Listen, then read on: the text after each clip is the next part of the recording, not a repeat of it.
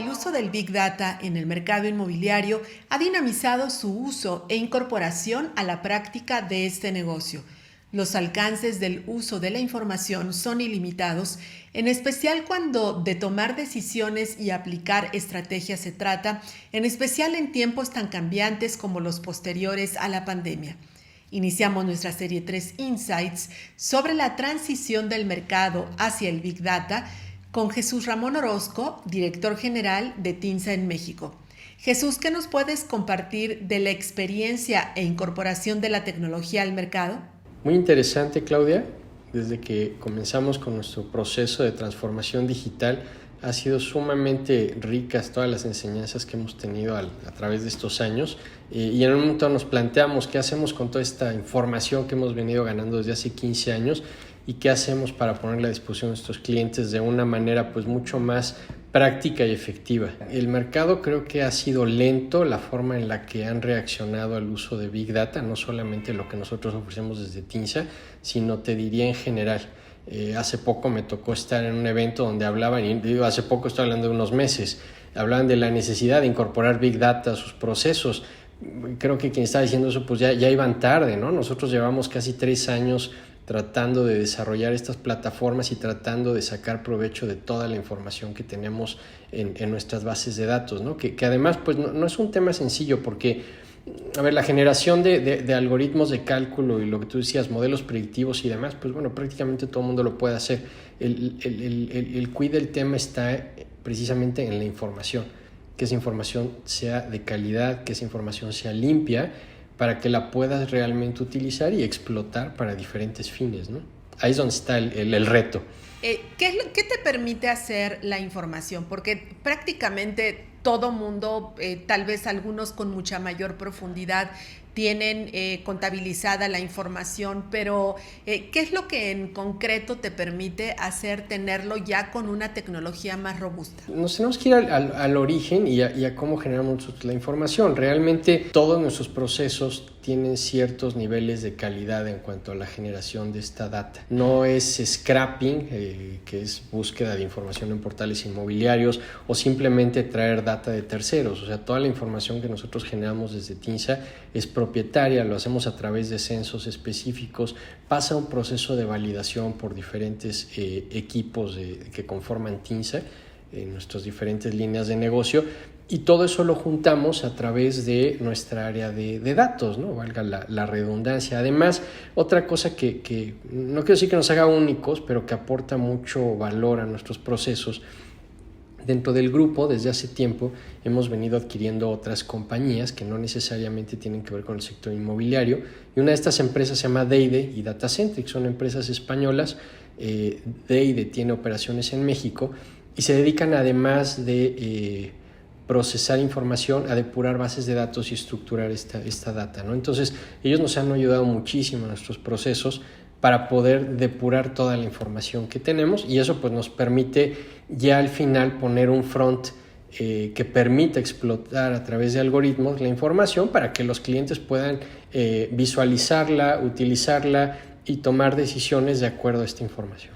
¿Qué en concreto te permitiría en un modelo básico, por ejemplo, una planeación de un proyecto inmobiliario de vivienda, donde pues, una de las áreas, ¿no?, de estratégicas para su modelo de negocio en TINSA, qué es lo que permitiría hacer? Insisto un poco en la pregunta, porque si antes ya teníamos el estudio de mercado que te permitía ver cómo andaban los niveles de absorción, la factibilidad del proyecto, con la inteligencia artificial o con el Big Data, ¿qué más puedes hacer? La diferencia está en el número de peticiones que le puedes hacer al algoritmo, porque antes lo que tú hacías, pues decías, oye, y tú lo mencionabas, ¿no? Necesito un estudio de tal ubicación y pretendo hacer un proyecto de tales características.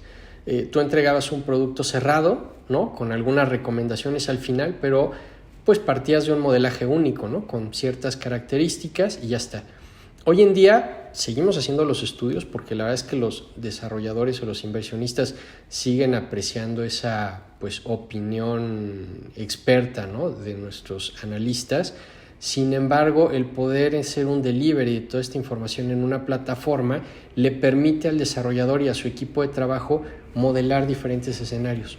jugar con diferentes estadísticas, entender diferentes amplitudes dentro de zonas urbanas, entender el comportamiento histórico con diferentes cruces de información, además que, bueno, las plataformas que nosotros tenemos pues se nutren de niveles socioeconómicos, de otro tipo de información, tráfico en la zona, que al final pues les permite jugar de mejor manera a un analista, y ya no estoy hablando del analista de TINSA, sino del analista del desarrollador, para tener una visión, pues vamos a llamarle 360, ¿no? De lo que puede estar pasando en tal o cual zona en específico.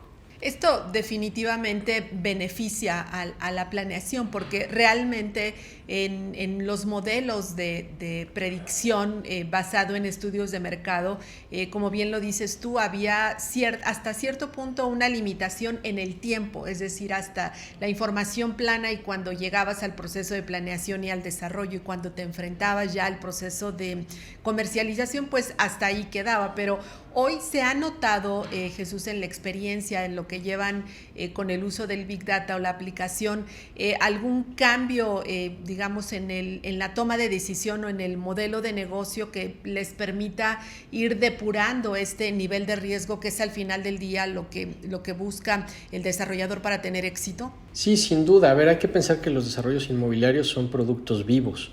No es que tú saques un desarrollo y pues dentro de 24 meses veas qué pasó, ¿no? El desarrollador lo va monitoreando día a día, semana a semana, mes a mes, ¿no? Con este tipo de plataformas o con los servicios que TINSA ofrece, pues es muy sencillo para un desarrollador el ir haciendo este seguimiento pues prácticamente diario, ¿no? De acuerdo a la información cómo se va generando, se va cruzando, y que además esta definición que yo hacía de los desarrollos vivos pues te permite ir entendiendo qué va pasando en la zona, ¿no? Normalmente entran promociones nuevas, entran players nuevos en tal o cual zona que pueden ser, pues vamos a utilizar una palabra, amenazas para tu desarrollo, con lo cual si tú no tienes información en tiempo real pues es muy complicado que puedas reaccionar ante una baja de ventas, ¿no? Alguna situación que esté causando un efecto y que tardes tiempo en detectarlo. Con servicios de Big Data o análisis de Big Data, pues rápidamente puedes saber qué está pasando en tu desarrollo y cómo reaccionar o generar una nueva estrategia, ¿no? Entonces, respondiendo a tu pregunta, pues eso ha cambiado. Las respuestas del desarrollador respecto a sus estrategias son más prontas y expeditas. ¿Esto qué tanto impacta ya en la parte real del desarrollador? Porque, bueno, sabemos que hay otras variables tal vez que no son tan controlables como el tema de la gestión, como el tema de la velocidad de desplazamiento del producto en función de la capacidad económica, factores macroeconómicos. ¿Cómo llega a compensar el Big Data a toda esa evolución natural o tradicional que está teniendo el desarrollador de proyectos inmobiliarios? Mira, recordemos que el éxito de un proyecto pues se mide en qué tan rápido lo vendas, ¿no? Qué tan rápido lo puedas comercializar sacando el máximo beneficio de esa promoción. Entonces, esto que hablas ahora de las velocidades de absorción, pues realmente es importante tenerlas, ¿no? A la mano, y si de repente tú notas que tienes una velocidad que se está deteniendo, ¿no? Que tiene un ralente ahí, pues puedes entender de dónde viene, como ya te lo adelantaba. Puede ser que haya surgido un competidor con una propuesta de valor mucho mejor que la tuya.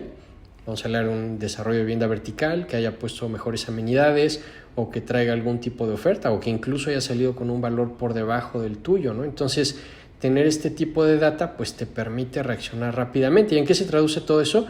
Pues en obtener el máximo beneficio de acuerdo a la exigencia que tenga el desarrollo, ¿no? Y no dejar dinero sobre la mesa. O, como sabemos, muchos desarrolladores trabajan apalancados a través de créditos puente. Y sabemos que el tiempo juega a favor o en contra. Si tú tienes un crédito puente y el desarrollo no se comporta como tú lo planeaste, pues claramente podrías empezar a tener dificultades en cuanto a las capacidades económicas o la reacción de pago en el crédito puente, ¿no?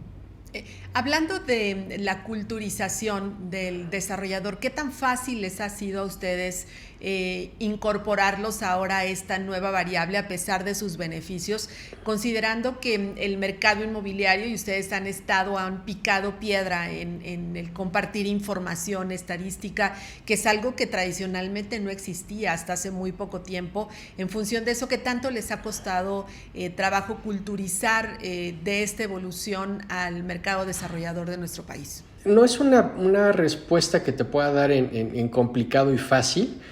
Ha sido un camino diferenciado de acuerdo a las estructuras de los desarrolladores. Yo te diría que los desarrolladores grandes, a pesar de que en las posiciones de mando de decisión hay gente de edad avanzada, vamos a ponerlo así, no ha sido difícil porque han entendido rápidamente cuáles son los beneficios de echar mano de Big Data y de estas plataformas analíticas. Por el contrario, empresas más pequeñas y que incluso pueden ser dirigidos por gente, pues vamos a poner esa etiqueta millennial, ¿no? Que son muy o están muy familiarizados con la tecnología, les cuesta más trabajo tomar la decisión de hacer inversiones en este tipo de herramientas.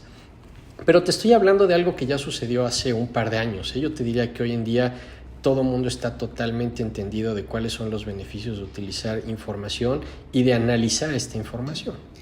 ¿Cómo incidió el factor pandemia en su evolución? Pues aceleró, ¿no? el uso de tecnologías. Yo creo que no solamente la aplicación de Big Data, sino todo lo que tenga que ver con tecnología, ¿no? O sea, nos puso en una situación de que la usas o mueres, básicamente. Y creo que en el sector inmobiliario, pues bueno, desde el inicio los desarrolladores reaccionaron bien con el tema de los showrooms virtuales, en fin, hubo una aplicación brutal de tecnologías y eso también me parece que nos puso en una plataforma de crecimiento acelerada para muchas cosas, incluyendo obviamente el Big Data y en nuestro caso pues el tema de plataformas analíticas.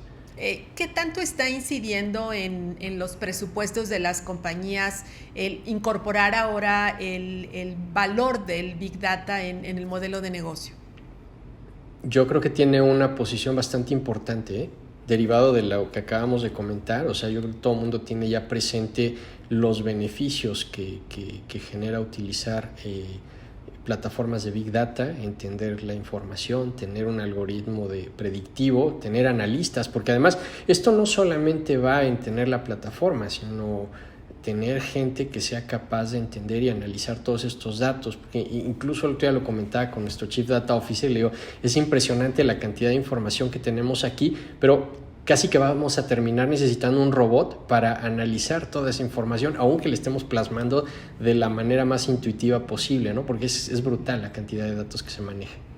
¿Qué es lo que no puede hacer el Big Data? En este momento, bueno, tomar las decisiones, ¿no? O sea, no olvidemos que son cálculos, finalmente es un robot que está interpretando información y de acuerdo a ciertas variables que tú determinas, pues te brinda información. Pero quien tiene que tomar esa decisión, pues tiene que ser un humano, ¿no? O sea, al final, ¿cuál es la diferencia? Antes, pues la capacidad de un humano, vamos a hablar de un analista en un desarrollo, pues podría hacer 3 o 4 modelajes de escenarios con X número de variables. Hoy en día, pues es fácilmente posible que puedas hacer miles de cruces de información en miles de diferentes escenarios y que la plataforma te lo ponga de una manera, de una forma, valga la redundancia, que tú puedas entenderla, pero finalmente tú vas a tener que tomar la decisión.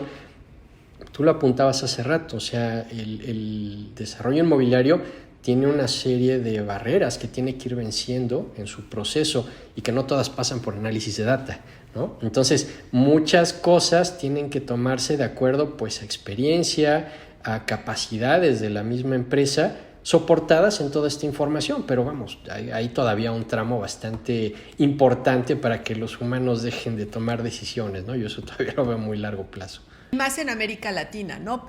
Pensando en la experiencia que tienen ustedes en Europa, donde hay tal vez una evolución un poco más acelerada respecto a estar mucho más apegado al hábito del consumidor.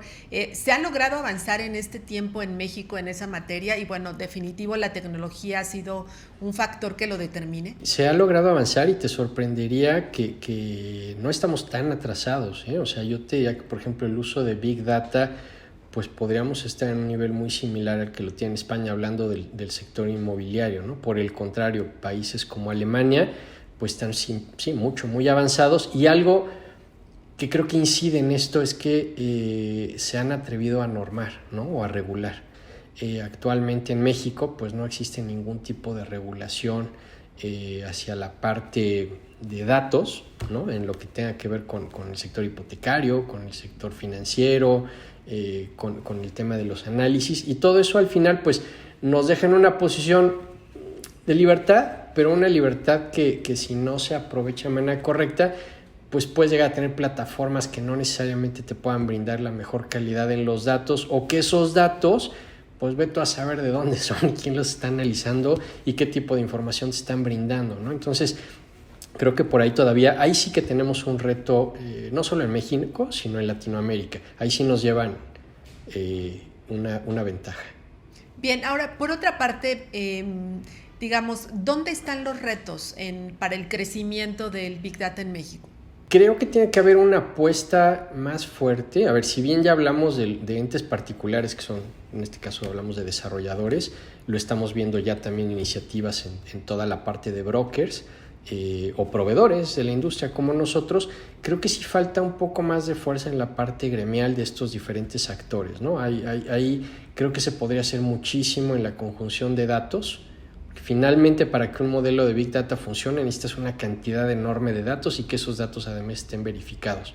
Me parece que muchas veces el tema del celo profesional puede limitar un poco este tipo de desarrollos, ¿no? Entonces, por ahí creo que hace falta que se apuren, ¿no? los jugadores y quienes estamos metidos en este tema, porque otra cosa, la tecnología no espera, ¿sí? Y cuando estos espacios de tecnología no son ocupados por, vamos a ver, en este caso profesionales del ramo, pues son ocupados por entes de tecnología que pueden o no funcionar, pero al final pues qué mejor que quien ya conoce o ya tiene experiencia en el ramo pues utilice estas plataformas para apoyarse y seguir creciendo el negocio, ¿no?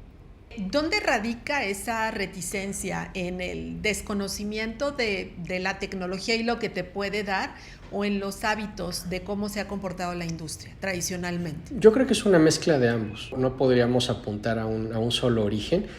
Por un lado, hasta hace poco yo creo que todavía no era perceptible cuáles eran los beneficios o qué podría ganar la gente pues compartiendo datos, trabajando en ambientes colaborativos, explotando esta información. Y por otro lado, pues la confiable de, bueno, si ya lo hago así, ¿para qué lo cambio, no? Si estoy trabajando en un modelo de negocio, pues me está funcionando, no tengo por qué cambiarlo. El problema de trabajar de esa manera es que puede llegar un actor, y no me gusta mucho esta palabra, pero bueno, la voy a utilizar, un actor disruptivo que le dé al traste a todo un negocio y a toda una industria. Y no estabas preparado a ese cambio tecnológico y cuando quieres llevarlo a cabo, pues ya vas 3 años tarde, ¿no?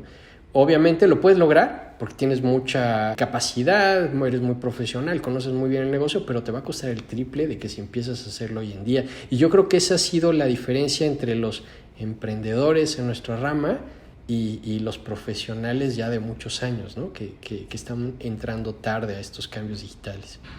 ¿Cómo encontrar el justo medio, Jesús? Y tal vez es la pregunta del millón, ¿no? Que no tengo una respuesta específica, pero hoy vemos que están, como bien dices tú, toda esta generación de las PropTech y todo lo que se puede hacer, ¿no? A través de la tecnología, pero también está una industria, digamos, tradicional y robustecida que ha permanecido en el tiempo. Entonces, ¿cómo guardar un justo medio buscando que la industria tenga un sano desarrollo y que continúe siendo profesional? Yo creo que es un tema de tiempo, o sea, tarde o temprano pues vamos a tener que evolucionar a un modelo pues mucho más digital, ¿no? Seguramente nos va a llevar un tiempo. Yo siento que hay ahora un relevo generacional en los tomadores de decisiones prácticamente de todos los jugadores de la industria, desarrolladores, proveeduría, en banca, y esto pues en los próximos años, al tomar decisiones pues gente más inmiscuida en todo este tema de transformación digital, no solo en el tema inmobiliario, sino en muchos otros ambientes, pues nos va a llevar a una aceleración mayor a la que ya tuvimos en los últimos 3 años, ¿no? Ahora pues puede parecer lento, pero al final yo creo que se están dando los pasos para ese cambio, ¿no? Como tal. ¿Favorece el actual entorno de cómo se ha venido comportando el mercado de la vivienda después de esta sangría que quedó no solo por la pandemia, sino también el tema de la gestión, el cambio de administración pública y básicamente la local?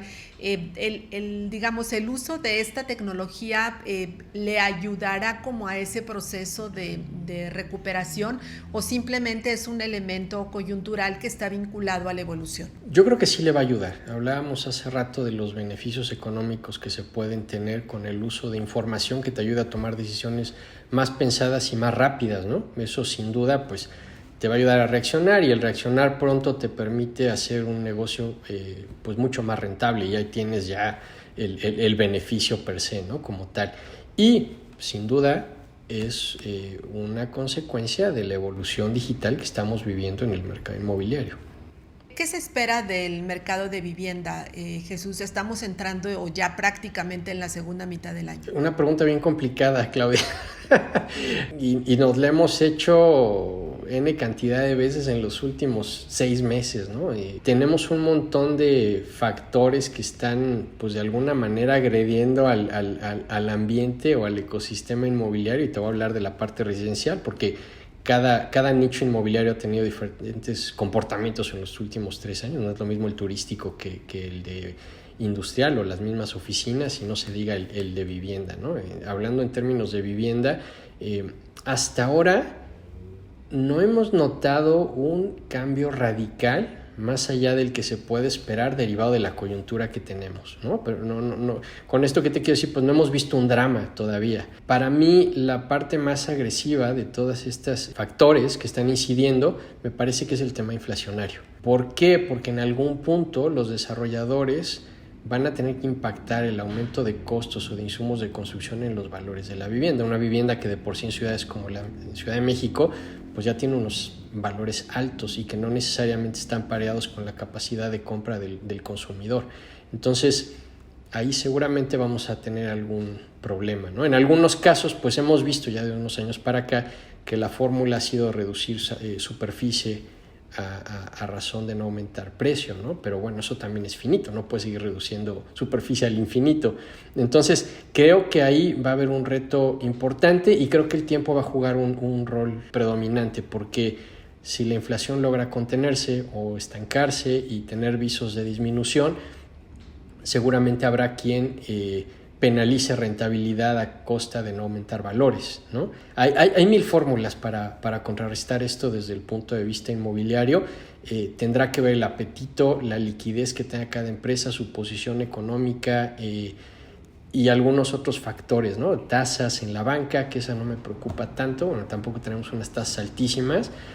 Inflación, para mí el tema más importante en este momento me parece que es la inflación. ¿Cuándo volverá la industria a los niveles prepandemia? No lo sé porque incluso prepandemia ya veníamos en una tendencia a la baja, ¿no? O sea, en los años dorados de la vivienda pues estuvieron en 2016, 2017 y hacia 2018-19 ya teníamos una tendencia a la baja. La pandemia yo te hablaría de una estabilización, yo no tampoco veo que haya habido una caída dramática, al contrario. Por ejemplo, en Tinsa nosotros hemos tenido 2 años muy buenos. Creo que hemos batallado más ahora con el ambiente prepandemia, que yo creo que es un ambiente de adecuación y esperaría que para 2023 estemos en una mejor posición que ahora, pero para llegar a esos años lo veo complicado.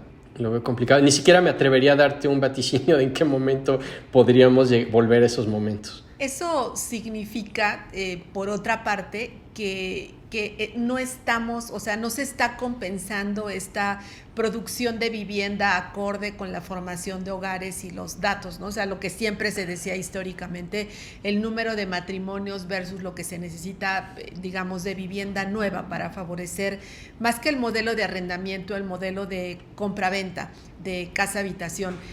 ¿Cómo ves tú esta proporción, dado que pues se ha visto que se ralentizó el ritmo de nuevos desarrollos en construcción? Bueno, no, sin duda hay una brecha, ¿no?, que cubrir, y esa brecha seguramente pues se ha hecho más grande, ¿no? Si hablamos desde el punto de vista de adquirir vivienda, ¿sale? Al final pues esto es un mercado cambiante y no es un tema privativo de México, lo hemos visto en otros países, ¿no? La preferencia del consumidor, pues a lo mejor no es la ideal, pero tiene que ir cambiando, y tú mismo utilizabas la palabra arrendamiento, ¿no? La solución, me parece, pasa por ahí, y también lo hemos visto en otras crisis dentro del país, o sea, baja el ritmo de compraventas y vemos un aumento en la generación de contratos de alquiler o de arrendamiento, ¿no? Nuevamente utilizo la palabra, es un ecosistema vivo y que va cambiando y reaccionando de acuerdo a la coyuntura económica y social que vaya teniendo el país o los países, porque esto se puede analizar en cualquier lugar, ¿no?